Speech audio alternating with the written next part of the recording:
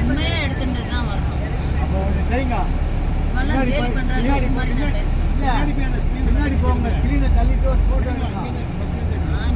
அவ்வளோதான் அதுக்கு மேலே வரல. இல்லை அதுக்கு முன்னாடி போகிற அது கரெக்டாக இருக்குங்க.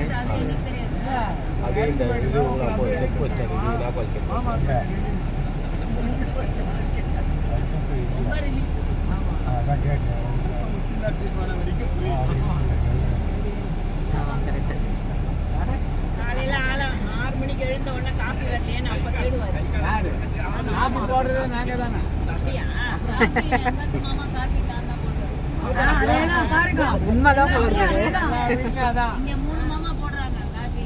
கை தூக்க சொல்லுங்க யார் காஃபி காஃபி கலக்கலே உங்க வேலை தான். ஆமா.